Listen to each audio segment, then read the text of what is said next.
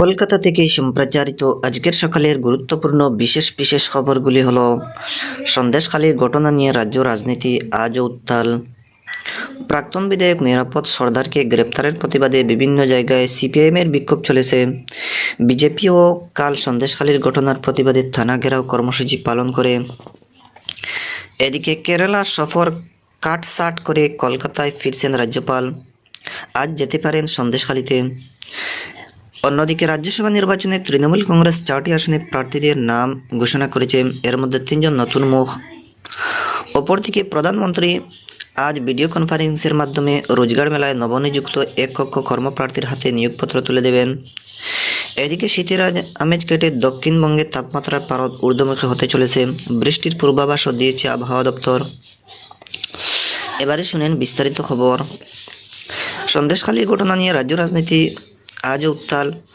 প্রাক্তন সিপিআইএম বিধায়ক নিরাপদ সর্দারকে কাল সকালে কলকাতার বাঁশদ্রোণী থানার পুলিশ গ্রেফতার করার পর তাকে বসিরহাট থানায় নিয়ে যাওয়া হয়। প্রাক্তন বিধায়ককে একদিনের জেল হেফাজত পাঠিয়েছে বসিরহাট আদালত। তৃণমূল কংগ্রেস থেকে সাসপেন্ড হওয়া নেতা উত্তম সর্দার এবং বিজেপি নেতা বিকাশ সিংয়ের একদিনের জেল হেফাজত হয়েছে। নিরাপদ সর্দারের গ্রেফতারি প্রতিবাদে বাঁশদ্রোণী থানার সামনে বিক্ষোভ দেখা সিপিআইএম কর্মী সমর্থকরা। বসিরহাট থানার সামনেও চলে বিক্ষোভ। এদিকে উত্তর 24 পরগনার জেলা পরিষদের সদস্য শিবু হাজারাকে খুনের চেষ্টা এবং সন্দেশখালীর অশান্তিতে উস্কানি দেওয়ার অভিযোগ রয়েছে নিরাপদবাবুর বিরুদ্ধে। এর প্রতিবাদে বসিরহাটে মিছিল করে সিপিআইএম অবিলম্বে তার মুক্তির দাবি জানিয়েছে দলের রাজ্য সম্পাদক মোহাম্মদ সেলিম। অপরদিকে বিরোধীদের কণ্ঠ রোধ করার চেষ্টা হচ্ছে বলে অভিযোগ করেছেন বিজেপির রাজ্য সভাপতি সাংসদ সুকান্ত মজুমদারও। কাল সকালে দিল্লি থেকে ফিরে কলকাতা বিমানবন্দরে সাংবাদিকদের মুখোমুখি হয়েছিলেন তিনি। এদিকে 144 ধারা জারি থাকার কথা বলে বিজেপির মতো সিপিআইএম প্রতিনিধি দলকে কাল সন্দেশখালী যেতে দেয়নি পুলিশ। নেজাট ফেরিঘাটে আটকে দেওয়া হয় মনিকা মুখোপাধ্যায়, কনিনিকা ঘোষ সহ বাম নেতা নেত্রীদের। অন্যদিকে সন্দেশখালীতে মহিলাদের উপর নির্যাতন এবং বিজেপি নেতা বিকাশ সিংকে গ্রেফতারের প্রতিবাদে কাল রাজ্য জুড়ে থানা ঘেরাও কর্মসূচি পালন করে বিজেপি মহিলা যুব মোর্চা। অপরদিকে কলকাতার আমহার্স্ট স্ট্রিট, শ্যামপুকুর সহ বিভিন্ন থানার পাশাপাশি ডিসি নর্থের দপ্তরের সামনেও বিক্ষোভ দেখানো হয়। এতে সামিল হয়েছিলেন দলের উত্তর কলকাতার সংগঠনের সভাপতি তন্মগ্ন ঘোষ, যুব মোর্চার রাজ্য সভাপতি ইন্দ্রনীল খান প্রমুখ। অপরদিকে সন্দেশখালীর ঘটনায় দোষীদের অবিলম্বে গ্রেফতারের দাবিতে জলপাইগুড়ি, মুর্শিদাবাদ, নদিয়া, উত্তর 24 পরগনা, পূর্ব ও পশ্চিম বর্ধমান, মালদা, বাঁকুড়া সহ বিভিন্ন জেলাতেও বিজেপি যুব মহিলা মোর্চার পক্ষ থেকে পথ অবরোধ, মিছিল, থানা ঘেরাও করা হয়। এই কর্মসূচিকে কেন্দ্র করে একাধিক জেলায় পুলিশের সঙ্গে তাদের ধস্তাধস্তি বাধে। এদিকে বামফ্রন্ট রাজ্যের ক্ষেত মজুর আন্দোলন নেতা নিরাপদ সর্দার এর গ্রেপ্তারের ঘটনার তীব্র প্রতিবাদ জানিয়েছে এবং রাজ্যব্যাপী প্রতিবাদী আন্দোলন কর্মসূচি পালনের ডাক দিয়েছে। পাশাপাশি অবিলম্বে সন্দেশখালীতে 144 ধারা প্রত্যাহার ও ইন্টারনেট পরিষেবা চালু করার দাবি জানিয়েছে।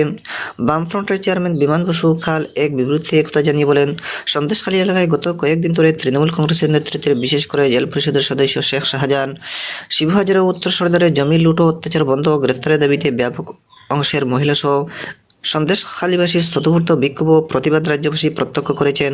এই স্বতঃস্ফূর্ত বিক্ষোভ প্রতিবাদ প্রশমিত করতে না পেরে পুলিশ সমস্ত সন্দেশখালী এলাকায় 144 ধারা জারি ও ইন্টারনেট বন্ধ করে ওই এলাকায় নাগরিকদের জীবন বিপর্যয় করে তুলেছে। এদিকে পুলিশের খাতায় ফেরার শিবু হাজারা এফআইআর ভিত্তিতে বামফ্রন্টের প্রাক্তন বিধায়ক নিরাপদ হাজারাকে গ্রেফতার করেছে। এদিকে সন্দেশখালীর ঘটনায় বিজেপি সুপরিকল্পিতভাবে জড়িত ছিল বলে তৃণমূল কংগ্রেসের রাজ্য সভাপতি জয়প্রকাশ মজুমদার মন্তব্য করেছেন। তিনি বলেছেন, আইন শৃঙ্খলার কারণে সন্দেশখালীতে 144 ধারা জারি করা হয়েছে, কারোর রাজনৈতিক রং দেখে গ্রেফতার করা হয়নি। এক বিজেপি নেতা গ্রেফতার হওয়ার কারণে ওই দলের রাগ হচ্ছে বলেও কটাক্ষ করেছেন তিনি। এদিকে সন্দেশখালী কাণ্ডের প্রেক্ষিতে রাজ্যপাল ডক্টর সিবি আনন্দ বোস তার কেরালা সফর কাটছাড়া করে রাজ্যে ফিরে আসছেন। আজ সন্দেশখালীর পরিস্থিতি সরেজমিনে দেখতে যেতে পারেন তিনি। রাজ্য সরকারের কাছ থেকে সেখানকার ঘটনা নিয়ে তিনি রিপোর্ট চেয়েছেন, কথা বলেছেন কেন্দ্রীয় সশস্ত্র পুলিশ বাহিনীর শীর্ষ কর্তাদের সঙ্গে, মুখ্য ভিজিলেন্স কমিশনার সঙ্গেও তার কথা রয়েছে। এদিকে তৃণমূল কংগ্রেস আসন্ন রাজ্যসভা নির্বাচনে প্রার্থীর নাম ঘোষণা করেছে। 5টি আসনের মধ্যে 4টিতে প্রার্থী হয়েছেন সাংবাদিক সাগরিকা ঘোষ ও মোহাম্মদ নাদিমুল হক, প্রাক্তন সাংসদ সস্মিতা দেব এবং মতুয়া মহাসংঘের সংঘাধিপতি মমতা বালা ঠাকুর। এদের মধ্যে নাদিমুল ছাড়া সকলেই নতুন মুখ। পুরনোদের মধ্যে যারা মনোনয়ন পাননি তারা হলেন সুভাষিস চক্রবর্তী, আবির রঞ্জন বিশ্বাস ও শান্তনু সেন। দলের এক্স হ্যান্ডেলে কাল প্রার্থীদের নাম ঘোষণা করা হয়। 2 এপ্রিল শেষ হচ্ছে রাজ্যসভায় এই 5 সাংসদের কার্যকালের মেয়াদ। এদিকে উল্লেখ্য 15টি রাজ্যের 56টি রাজ্যসভা আসনে নির্বাচনে ভোট গ্রহণ 27শে ফেব্রুয়ারি।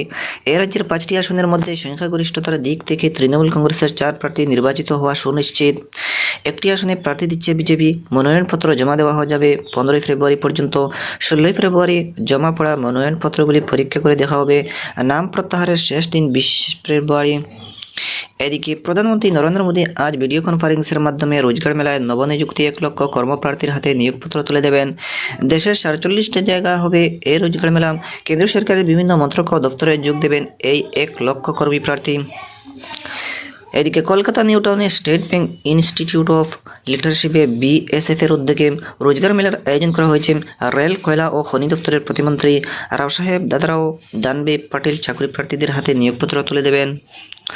অন্যদিকে কেন্দ্রীয় সশস্ত্র পুলিশ বাহিনীর কনস্টেবল জেনারেল ডিউটি পদে নিয়োগ পরীক্ষা এই প্রথম হিন্দি ও ইংরেজি ছাড়াও 13টি আঞ্চলিক ভাষায় নেওয়া হবে।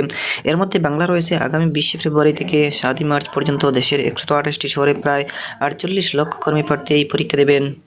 এদিকে দলীয় রাজনীতির ঊর্ধ্বে উঠে কেন্দ্রের বিভিন্ন প্রকল্পের সুবিধা রাজ্যের মানুষের কাছে পৌঁছে দেওয়ার জন্য সামাজিক ন্যায় ও ক্ষমতায়ন দপ্তরের প্রতিমন্ত্রী রামদাস আতওয়ালে মুখ্যমন্ত্রী মমতা ব্যানার্জির প্রতি আবেদন জানিয়েছে।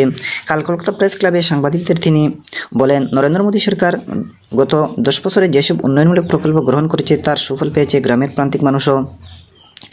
এদিকে কলকাতার বেসরকারি হাসপাতালে চিকিৎসাধীন অভিনেতা মিঠুন চক্রবর্তীর শারীরিক অবস্থা স্থিতিশীল হলেও আরও কিছু পরীক্ষা নিরীক্ষার পরই তাকে ছাড়া হবে বলে হাসপাতালে মেডিকেল বুলেটিনে জানানো হয়েছে।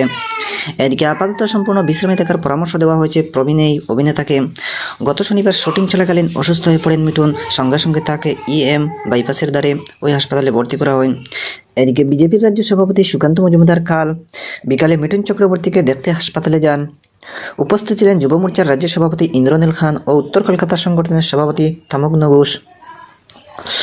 অপরদিকে মাঘ মাসের শেষে শীতের আমেজ ফিরে এলেও বাতাসে জলীয় বাষ্পের পরিমাণ বেড়ে যাওয়ায় এবং উত্তরে বাতাস থমকে যাওয়ার দরুন কাল থেকেই দক্ষিণবঙ্গে রাতের তাপমাত্রা বাড়তে চলেছে। কলকাতায় কাল সর্বনিম্ন তাপমাত্রা হয়েছে 14.9 ডিগ্রি সেলসিয়াস, স্বাভাবিকের 3 ডিগ্রি নিচে। সর্বোচ্চ তাপমাত্রা স্বাভাবিকের চেয়ে 2 ডিগ্রি কম। এদিকে 26.9 ডিগ্রি সেলসিয়াস। তবে আগামী দিনে রাতের তাপমাত্রা 3 থেকে 4 ডিগ্রি বাড়ার সম্ভাবনা। অন্যদিকে ত্রিবন্ধপুরমে রঞ্জি ট্রফি ক্রিকেট কেরালা বাংলার সামনে ম্যাচ জয়ের জন্য 449 রানের লক্ষ্যমাত্রা রেখেছে। তৃতীয় দিনের শেষে বাংলা দ্বিতীয় ইনিংসে 2 উইকেট 77 রান করেছে। অভিমন্যু ঈশ্বরচন্দ্র 33 রানে অপরাজিত আছেন। সুদীপ গুরামি করেছেন 31 রান। জালাস সাক্সেনা ও শ্রেয়স গোপাল একটি করে উইকেট নিয়েছেন। 8 উইকেটে 172 রান নিয়ে কাল তৃতীয় দিনের খেলা শুরু করে বাংলার প্রথম ইনিংসে 180 রানে শেষ করা হয়ে যায়। দর্শক বন্ধুরা, আজকে সকালে গুরুত্বপূর্ণ বিশেষ খবর এখানে সমাপ্তি।